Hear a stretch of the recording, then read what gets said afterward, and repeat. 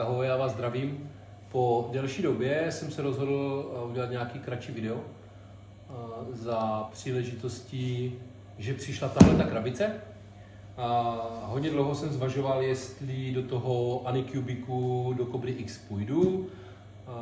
Systém výměny filamentů přímo v hlavě mě docela jako zaujal, takže jsem ji koupil. Dneska dorazila, takže uvidíme, co bude nebo nebude, co bude v krabici a jdeme na to. Jo? Tak, první na nás vykopne pytlíček se spojovacím materiálem.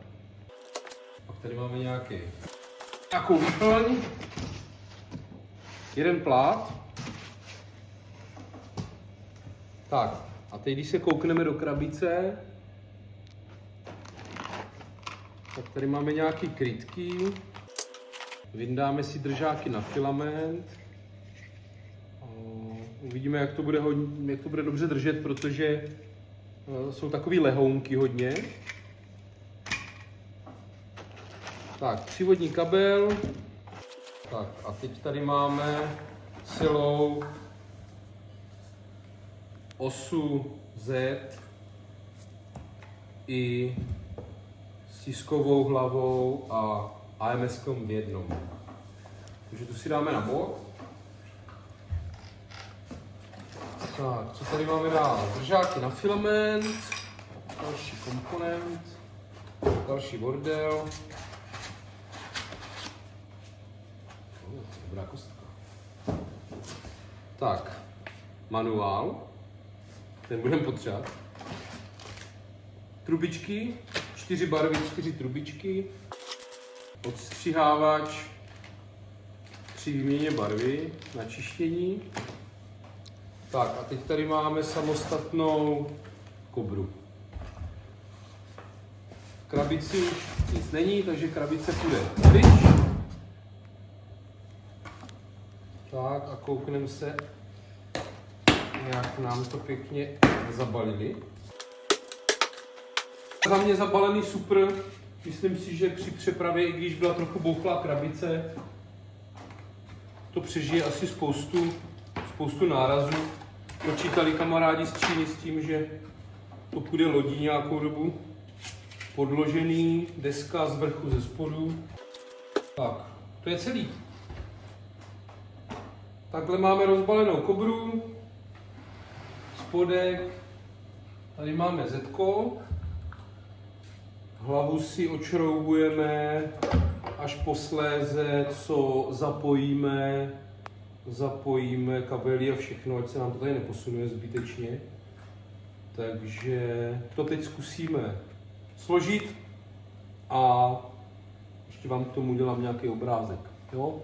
Tak zatím čau a já se ještě ozvu. Tak, jsme tu zpátky, máme tu manuálek na složení, nějaký QR kódečky, na Slicer, na Wiki, na oficiální stránky a tak. Tak a první krok máme vložit plát. To bude rychlý skládání. Tak, druhý krok je, že máme rozdělat hlavu. Tak a tady na hlavě máme šrouby, který teda budeme muset odšroubovat. Tak zkusíme kvalitu přidaných imbusů.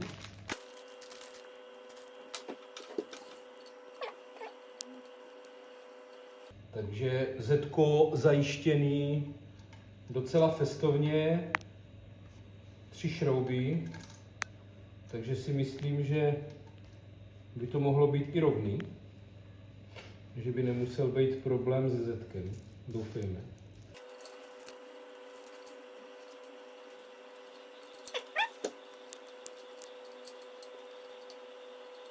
Zatím to zpracování je velice dobrý, precizní, vypadá to fajn. Myslím si, že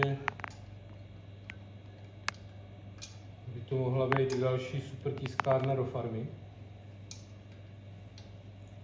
Tak uvidíme. Akorát se nám tady zatoulal šroubek. Tak ho vyklepem. Tak, takže první věc odšroubovaná podle návodu. A teď bychom ji měli posadit přímo sem. Měli bychom si vyjet nahoru a měli bychom ji posadit přímo do připravených otvorů a přišroubovat. Pytlíček se šroubkama, 8 šroubků, takže asi a jeden malinký, pozor. Asi není co popléct. Takže je tam všechny nastrkáme. A tak, jak jsme byli zvyklí u Andrew a u Průše, tak je dotáhneme pak všechny do kříže. Já vám to pootočím. Trošku, ať to vidíte. Takže všechny je tam dáme jenom tak na lehko.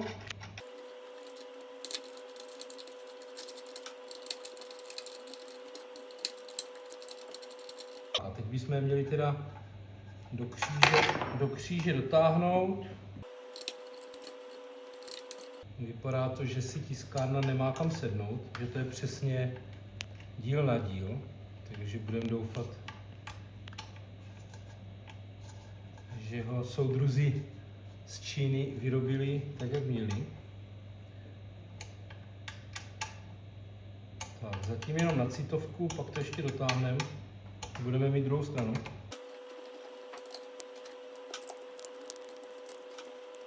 Tak. Teď si ho teda to zetko dotáhneme na fest.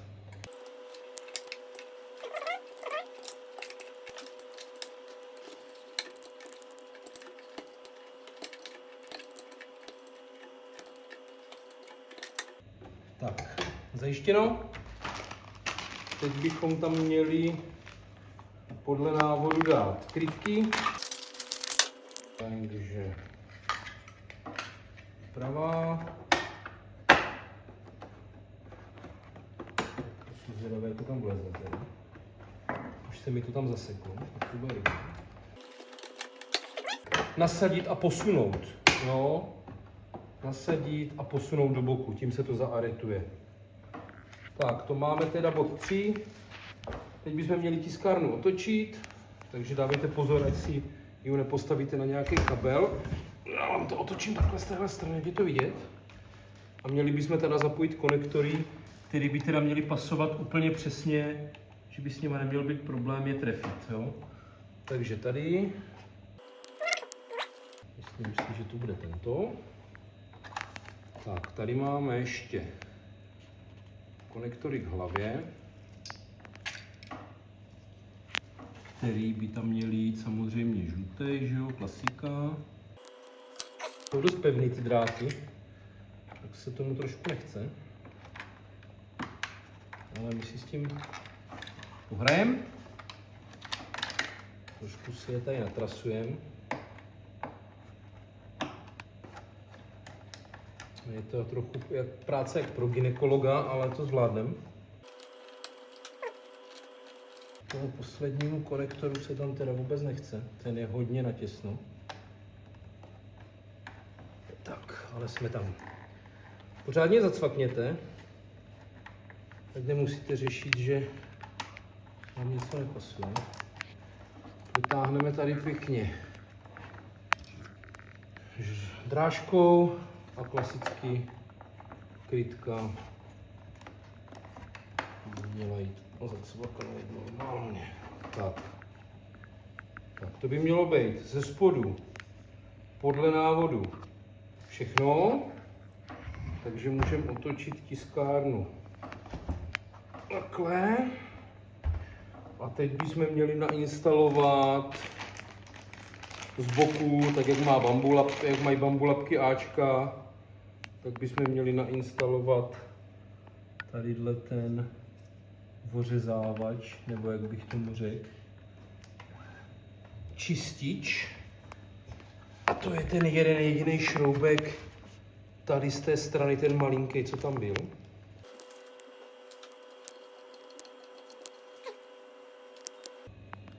Tak jenom pro zajímavost mě zajímá, jestli jsou při přepravě dotažené šroubky. My jsme se potom nedivili, že se nám to rozsype, když to šlo měsíc lodí z Číny. Ale vypadá to, že asi jo. Takže to je dobrý. Tak, tady máme nějakou modrou izolepu. To asi úplně nepatří, nebo nebude patřit. Tady jsem někde viděl izolepy ještě zepředu. Tadyhle. Tadyhle. Aspoň víme, že to má krytku. Tak, to jsme u bodu 5. Teď bychom teda měli složit držáky na filament, nasadíte, pootočíte, zaaretujete. Rozcvaknout. Předpokládám, že to je přesně na ty šroubky, ano, jak podle návodu. A cvaknete držák na filament. Vezmeme druhý, uděláme to samý. Tak, teď vám ho ukážu takhle z druhé strany. Takhle je to potřeba navlíct, se s tím neperete. Ideálně co nejvíc do kraje. Tady ten možná kousek ještě posunem, aby byla tady co nejvíc místa na nasazení špulek. Jo, protože myslím si, že Aura Polácky špulky půjdou úplně na těsno. Tak, a zacvaknete. Tak. Takhle by měla být tiskárna připravená až na bod 7, kdy by se měly dát teda bovdeny, PTF trubky, nebo jak tomu chcete říct. Měli bychom jít teda podle návodu. Jeden. Takhle, to je trojka. Aha, počkej, tak špatně. Tak jinak. Oni mají čísla tady a mají i čísla tady. Takže trojka zde. Jo. Čtyřka je tady předtím a čtyřka je tady. Tak, pak máme jedničku. Jednička je teda tady. A dvojka a dvojka. Tak, dvojka a dvojka. Jo, mají to číslovaný 1, 2, 3, 4, úplně stejně, jak je to u bambulabek. 1, 2, 3, 4. Tak.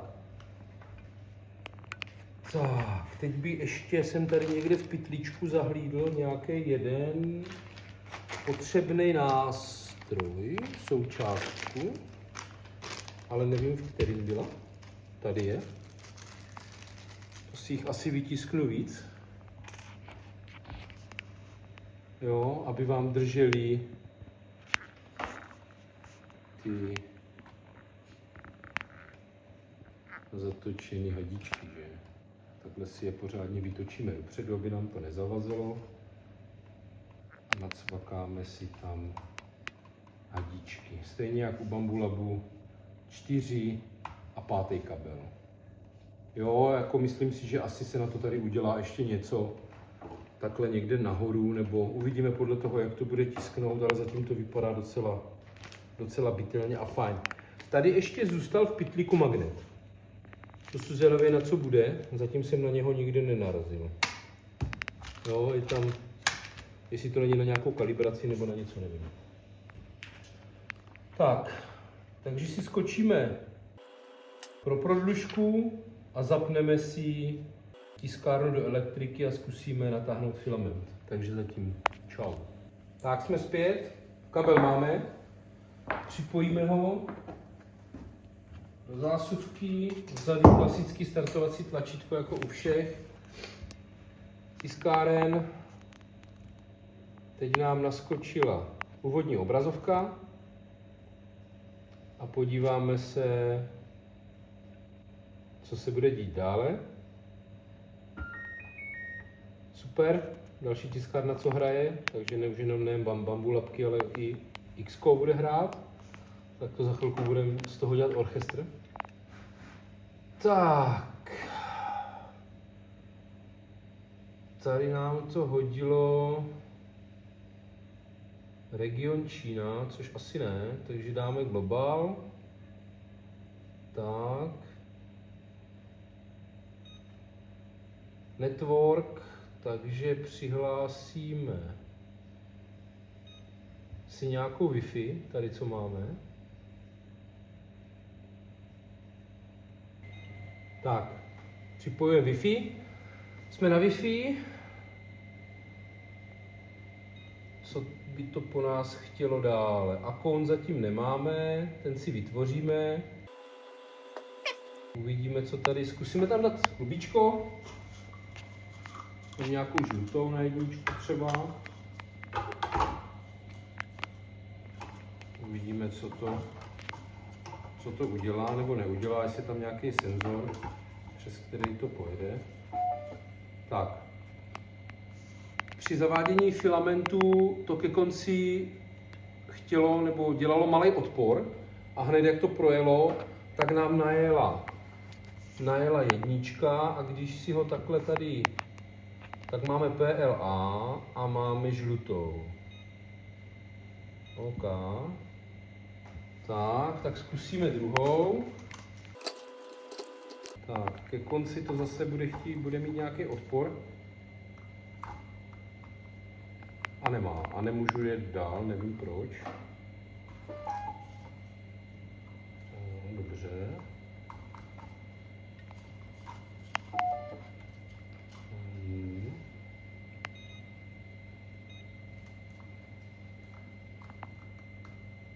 Tak, červenou nemůžu protlačit dál, nevím proč, tak zkusíme další.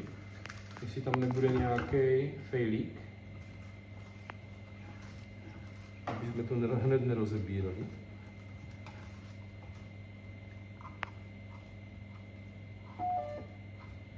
Tak, 4, ta šla. Takže 4 tady rovnou nabarvičkujeme.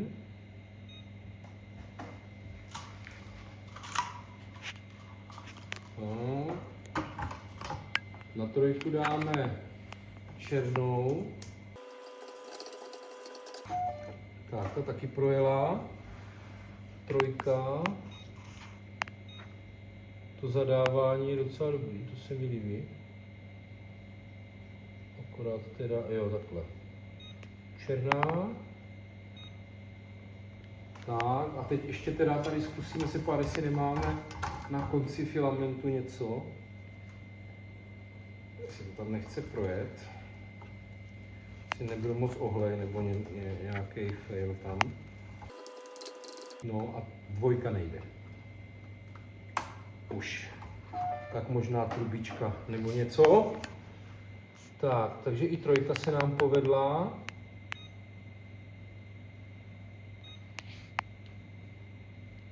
Dotykový displej reaguje docela pěkně. Ne, nepotvrdil jsem to, tak ještě jednou. Špatně. Tohle chceme, tak. A červená. Potvrdit. Tak.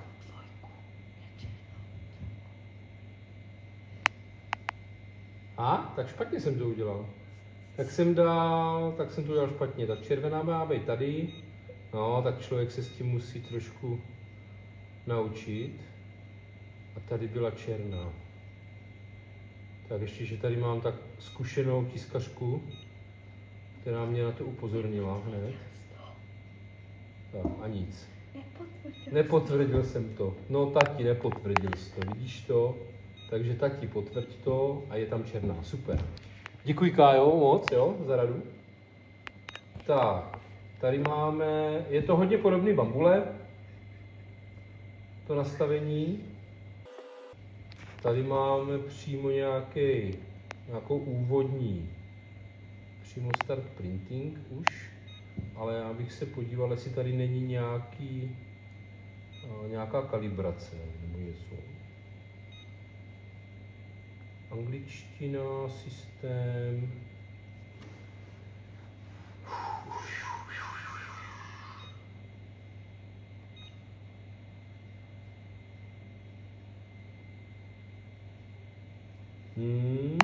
Tak to zkusíme tady. Žádná kalibrace, to je divný. Tak zkusíme test model. Já ty benčí nerad tisknu, nechci benčího vůbec. To je takový přežitek hrozný, že úplně jsem z toho ve smrti. Ale co oni tady ještě mají? Nějaké lodičky, zase benčí, jo. Dinosaura. No hele, já nevím, no. Hele, dáme toho benčího, to bude první benčí za všech těch 16 17 tiskáren, co jsem měl. Tak, pustím benčího. Aha, jo, takhle. Takže ono se to volí před každým objektem, když to děláte ručně a neděláte to přes slicer, tak se to volí přímo na tom. Jo. Tady máme nějaký timelapse, tak ho zkusíme prvního benčího na timelapse. Máme tady flow calibration a auto leveling. Takže zapneme timelapse a zkusíme, jakou barvou ho uděláme. Modrou ho necháme. Ta modrá je moc hezká. Zahrálo to, tiskárna se začala nahřívat, tak uvidíme, za jak dlouho. Už máme 100 stupňů. Při 180 stupních se začala tiskárna pohybovat pěkně. Teď si oťukala koncový body. Teď si zajela na ustřížení. A teď to určitě bude vytlačovat nějaký bobek, který nám střelí někde úplně asi do... Budeme si vymyslet nějakou mističku, tak jak na bambulapky. Jenom doufám, že jsem to všechno očrouboval tak, jak jsem měl, ale asi jo. Tak, už máme 255 stupňů, teď to teplota půjde dolů na 250. 60 podložka je přednastavená na benčího.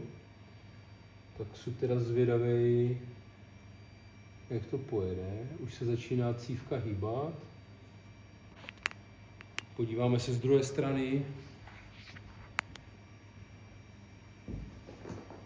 jestli se nám tam něco děje ze spodu, trysky, tak už tady máme první blobíček a vylezla bílá barva, to znamená, že tiskárnu zkoušeli. Zkoušeli, což je super. Jo, teď nám to tady ucvakne. Porčus. Tak a uvidíme, jak rychle se bude kalibrovat deska.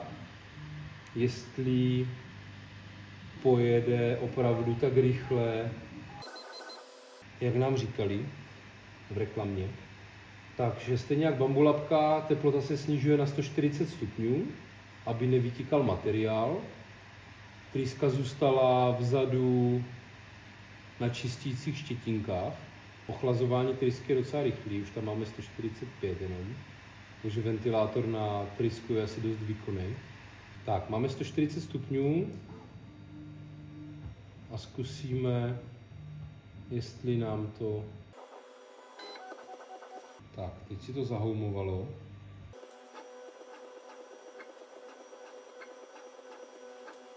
Nevím, jestli to takhle bude kalibrovat podložku před každým tiskem, nebo jestli to bylo jenom teď poprvé, když se spustila.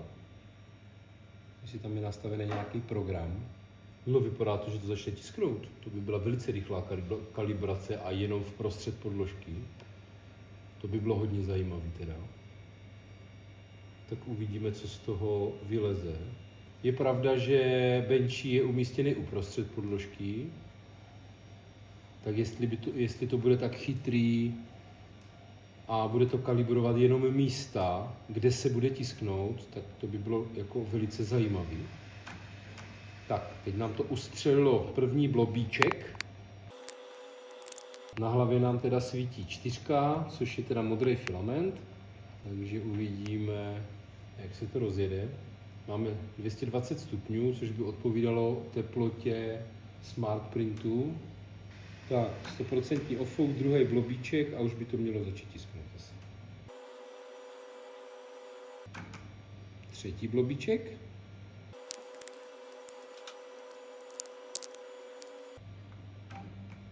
Čtvrtý. Proti bambule teda na začátek jako dost.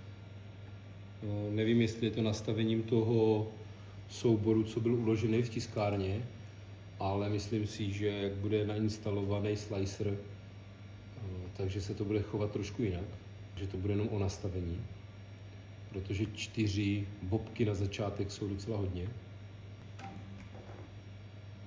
Pátý. Dobře, takže zatím tiskárna prdí bobky, ale nedělá nic víc, teďka už teče další. Takže máme tady 5 na začátek, ale zmenšuje se obsah nebo průtok, kolik proteklo. Tak, 6. A tiskárna začíná tisknout. No, vypadá to, že asi no. A ukazuje nám to, neukazuje nám to čas nikde. Což je škoda. No teď, 42 minut.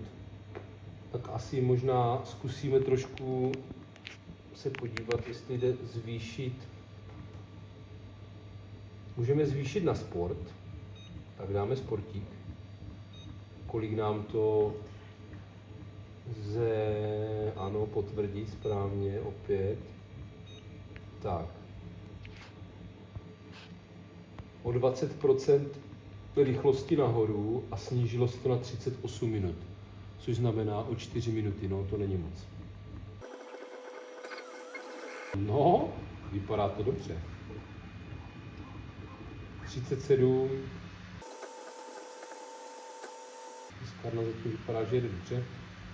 Takže my to teď vypneme a podíváme se, jak to dopadlo. A budeme mít asi z toho i timelapse, pokud teda se to povedlo nahrát, tak uvidíme.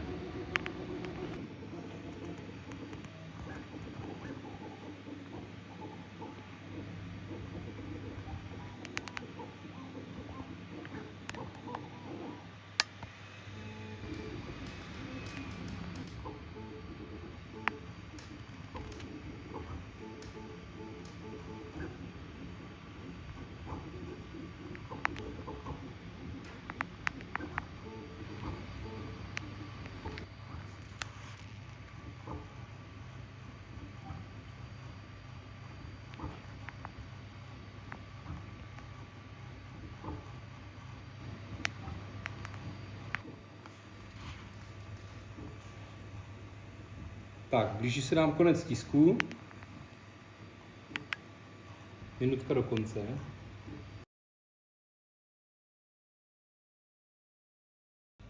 Tak, máme prvního benčího.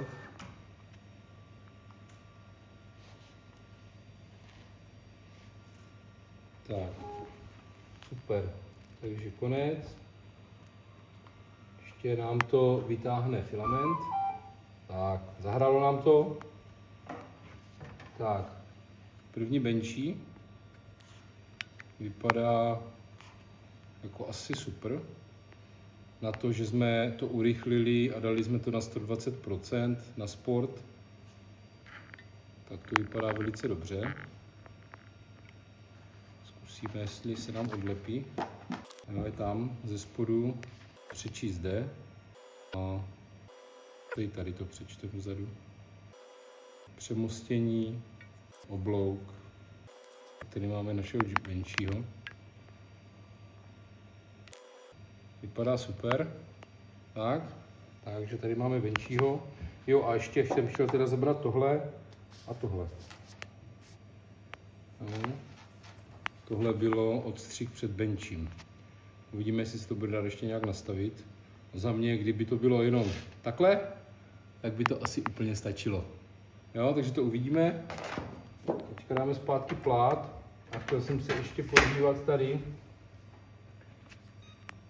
Našel jsem konečně kalibraci, ale teď vůbec nevím, kde je tady. Printing, kalibrace a tady uděláme rezonanční kalibraci, autoleveling.